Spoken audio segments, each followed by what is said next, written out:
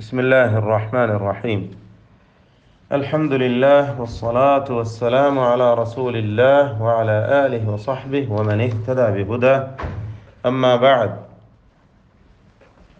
പരിശുദ്ധ ഖുർആൻ പാരായണത്തിൽ അടിസ്ഥാനമായി പ്രാഥമികമായി നമ്മൾ അറിഞ്ഞിരിക്കേണ്ട വളരെ പ്രധാനപ്പെട്ട ഒരു ഭാഗമാണ് അക്ഷരങ്ങൾക്ക് നൽകപ്പെടേണ്ടതായ സ്വരഗുണങ്ങൾ, ശബ്ദ വിശേഷണങ്ങൾ അഥവാ സിഫാത്തുൽ ഹുറൂഫ്. സിഫാത്തുൽ ഹുറൂഫിലെ വലിയ ഭാഗം നമ്മൾ മനസ്സിലാക്കി കഴിഞ്ഞു. അതിൽ അവസാനമായി ദാത്തിയ്യ, അറദിയ്യ എന്നിങ്ങനെ രണ്ട്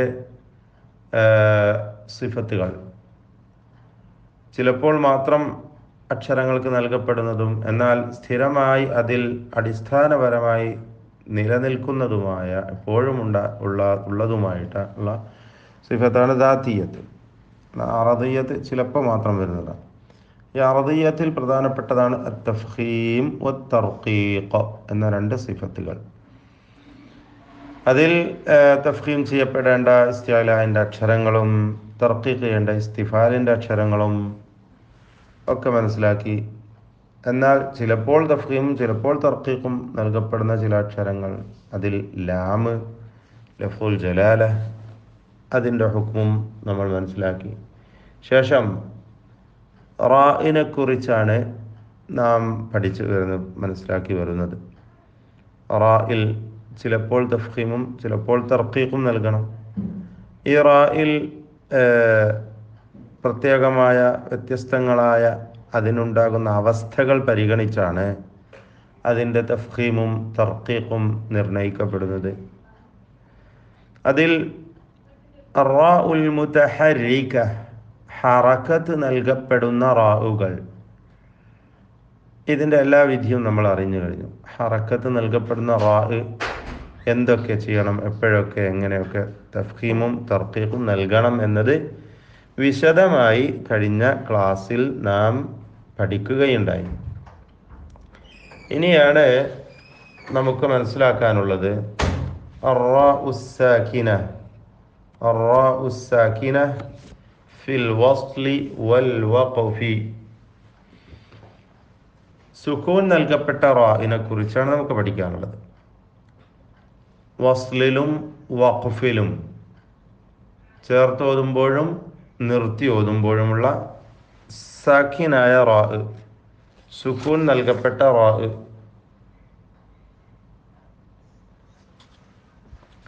ഇതിൻ്റെ ഒന്നാം ഭാഗം മാത്രമാണ് ഇന്ന് നാം സൂചിപ്പിക്കുന്നത്. വിശദമായ അതിൻ്റെ ബാക്കി ഭാഗങ്ങൾ ഇൻഷാ അല്ലാഹ് അടുത്ത സന്ദർഭത്തിൽ നമുക്ക് മനസ്സിലാക്കാം.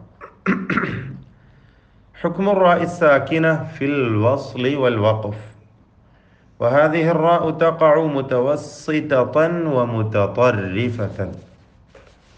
സാക്കിനായ റാഅ്, സുക്കൂൻ നൽകപ്പെട്ട റാഅ്, അത് ചേർത്ത് വായിക്കുമ്പോഴും നിർത്തി ഓതുമ്പോഴുമുള്ള അതിൻ്റെ വിധിയെക്കുറിച്ച് നാം പറയുമ്പോൾ അറിയേണ്ട കാര്യം എന്താണ്?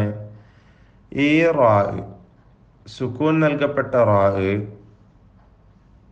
അത് മുതവസ്സിത്തതായിരിക്കും, മധ്യത്തിൽ വരും. ഒരു പദത്തിൻ്റെ മിഡിലിൽ, ഒരു പദത്തിൻ്റെ മധ്യത്തിലായിക്കൊണ്ട് റാഅ് വരും, മുതവസ്സിത്തതായിട്ട് വരും. വമുതതർരിഫതൻ, പദത്തിൻ്റെ അന്ത്യത്തിലായിട്ടും വരും, അറ്റത്തിലായിക്കൊണ്ട്. പദം ആ അക്ഷരം കൊണ്ടാണ് അവസാനിക്കുന്നത്. അതാണ് മുതതർരിഫ എന്നതുകൊണ്ട് ഉദ്ദേശിക്കുന്നത്. അപ്പോൾ ഈ രണ്ട് രൂപത്തിലും വരാം, മധ്യത്തിലും വരാം, അന്ത്യത്തിലും വരാം. അപ്പോൾ തുടക്കത്തിൽ എങ്ങനെ വരിക? തുടക്കത്തിൽ സാക്കിന അക്ഷരം അറബി ഭാഷയിൽ ഉണ്ടാവുകയില്ലല്ലോ. സുക്കൂൻ കൊണ്ട് തുടങ്ങുന്ന ഒരു പദം അറബി ഭാഷയിൽ ഉണ്ടാവുകയില്ല. അതുകൊണ്ട് മധ്യത്തിൽ രണ്ടാമത്തെയോ മൂന്നാമത്തെയോ നാലാമത്തെയോ ഒക്കെ അക്ഷരമായിക്കൊണ്ട് അങ്ങനെ വരാം. പിന്നെ അന്ത്യത്തിലായിട്ട് വരാം, അവസാനിപ്പിക്കുന്ന അക്ഷരം സാക്കിനായ റാഅ്.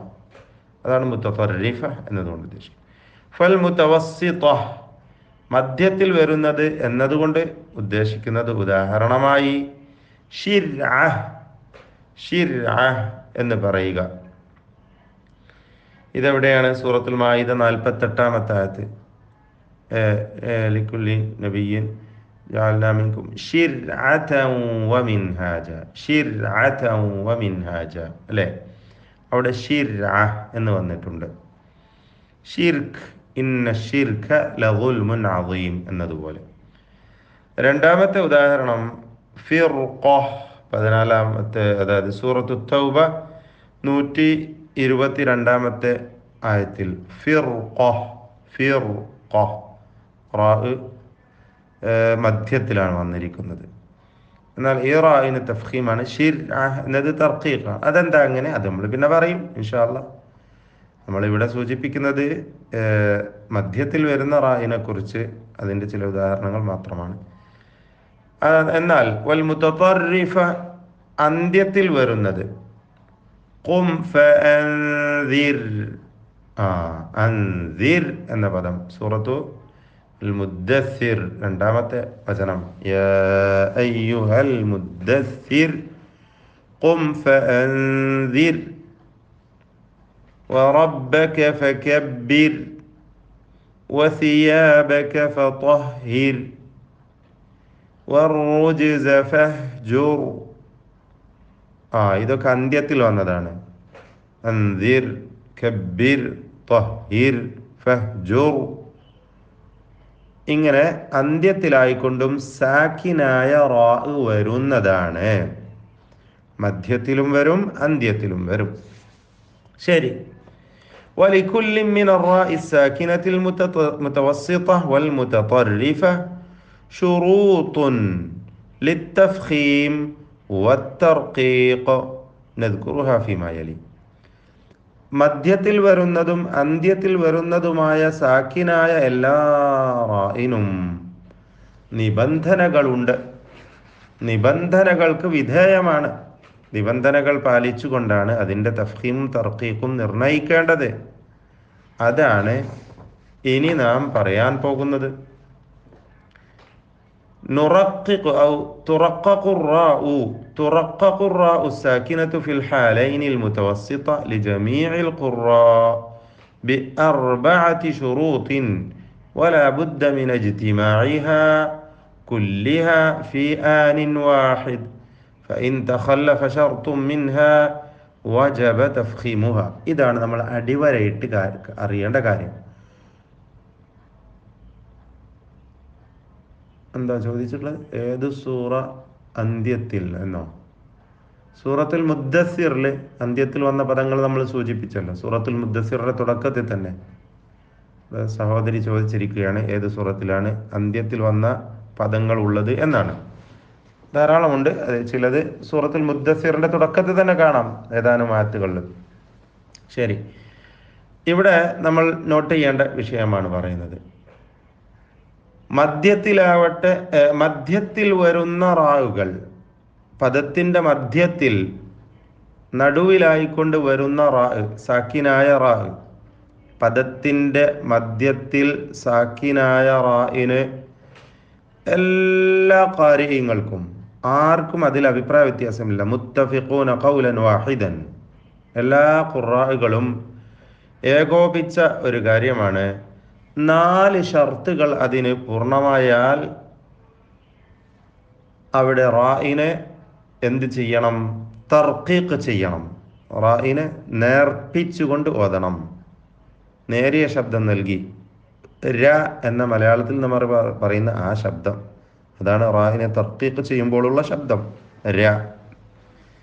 ഇത് റായിന് 4 ഷർത്തുകൾ പൂർണ്ണമായി വരുമ്പോൾ ആകുന്നു. അതെല്ലാം തന്നെ ഒരേ സന്ദർഭത്തിൽ അതിലുണ്ടായിരിക്കണം. ഒരു ഷർത്ത് അതിൽ നിന്നും പോയാൽ വജബ തഫ്ഖീമുഹ, ഇതിൽ ഏതെങ്കിലും ഒരു ഷർത്ത് ഇല്ലാതായാൽ എന്തായി? അവിടെ റായിനെ തഫ്ഖീം ചെയ്യേണ്ടതാണ്. ഒന്ന്, ഫശർത്തുൽ അവൽ അൻ യകൂന ഖബ്ല റാഇ കസ്റ. സാക്കിനായ റായിനെ കുറിച്ചല്ല നമ്മൾ പറയുന്നത്.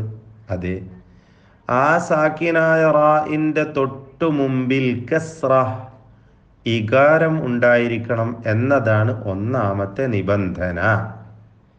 നമ്മൾ പറഞ്ഞു ഈ 4 ഷർത്തും തന്നെ അതിൽ ഒരുമിച്ച് ചേരണം. ഒരു ഷർത്ത് അതിൽ ഇല്ലാതെയായാലോ അപ്പം റായിന് തഫ്ഹീമാകും. അപ്പോൾ റായിന് പിന്നെന്താ ഉണ്ടാവുക? തഫ്ഹീം കൊടുക്കുകയാണ് വേണ്ടത്. അപ്പോൾ ഒന്നാമത്തെ ഷർത്ത് തന്നെ സാക്കിനായ റാ മുതവസ്സിത്തായി വരികയാണെങ്കിൽ അതിൻ്റെ തൊട്ട് മുമ്പിൽ കസ്റ ഉണ്ടായിരിക്കണം, ഇകാരം ഉണ്ടായിരിക്കണം. വശർതു സാനി, രണ്ടാമത്തെ നിബന്ധനയാണ് അൻ തകൂന ഹാദിഹിൽ കസ്റതു അസ്ലിയ്യ. നോട്ട് ചെയ്യുക, ഈ കസ്ർ അസ്ലിയത്തായിരിക്കണം, അടിസ്ഥാനപരമായ പദത്തിൽ അടിസ്ഥാനമുള്ള കസ്റായിരിക്കണം. താൽക്കാലികം കയറി വന്ന കസ്റാവരുത്. ഇതൊക്കെയും നമ്മൾ ഉദാഹരണ സഹിതം ശേഷം പറയാൻ പോകുന്നുണ്ട്. ഇപ്പം ഇതിൻ്റെ ആമുഖമായി ഇത്രയും കാര്യങ്ങൾ നമ്മൾ മനസ്സിലാക്കി വെക്കുക. വിശദാംശങ്ങളിലേക്ക് അടുത്ത സന്ദർഭത്തിലാണ് നമ്മൾ ഉദാഹരണ സഹിതം നമ്മൾ പ്രവേശിക്കുന്നത് ഇൻഷാ അല്ലാഹ്.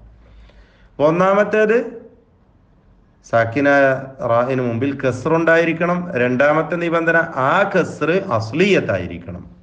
മൂന്നാമത്തെ നിബന്ധന അൻ തകൂന അൽ കസ്റതു വറാഉ ഫീ കലിമത്തിൻ വാഹിദ. റാ, സാക്കിനായ റാ മധ്യത്തിൽ വന്നിട്ടുണ്ട്, അതിൻ്റെ തൊട്ട് മുമ്പിൽ കസ്റുണ്ട്, ആ കസ്ർ അസ്ലിയത്താണ്. എന്നാൽ ഈ കസ്റും ഈ റാവും ഒറ്റ പദത്തിലായിരിക്കണം എന്നതാണ്. ഒറ്റ പദത്തിലായിരിക്കണം. വശർതു റാബിഅ അൻ യകൂന ബഅദൽ അർറാഇ ഹർഫുൻ മിൻ ഹുറൂഫിൽ ഇസ്തിഫാൽ അൽ മുതഖദ്ദിമി ദിക്റുഹാ. നാലാമത്തെ നിബന്ധനയാണ് സാക്കിനായ റാഇന് ശേഷം വരുന്നത്. എന്തൊക്കെ നമ്മൾ പറഞ്ഞത്? 3 നിബന്ധനകൾ പറഞ്ഞു കഴിഞ്ഞു. അത് പൂർണ്ണമായി കഴിഞ്ഞാൽ പിന്നെ നാലാമത്തെ നിബന്ധന. അങ്ങനെയാണ് മനസ്സിലാക്കേണ്ടത്. ഒന്ന് കസ്റുണ്ടായിരിക്കണം, രണ്ടാമത്തത് കസ്ർ അസ്ലി ആയിരിക്കണം, മൂന്നാമത്തത് ഒറ്റ പദത്തിലായിരിക്കണം, നാലാമത്തതാണ് ഈ കസ്റിന് ശേഷം വരുന്ന അക്ഷരം ഇസ്തിഫാലിൻ്റെ അക്ഷരമായിരിക്കണം. അഥവാ ഇസ്തിഅലാഇന്റെ അക്ഷരമാവാൻ പാടില്ല.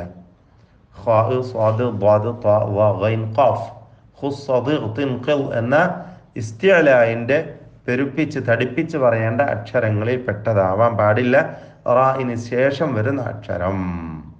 ഈ 4 നിബന്ധനകൾ നമ്മൾ ഓർത്തു വെക്കുക. ഇൻഷാ അല്ലാഹ് ബാക്കി കാര്യങ്ങൾ വിശദമായി അടുത്ത സന്ദർഭത്തിൽ മനസ്സിലാക്കാം. ബിഇദ്നില്ലാഹി തആല. ബാറകല്ലാഹു ഫീക്കും. ബിസ്മില്ലാഹിർ റഹ്മാനിർ റഹീം.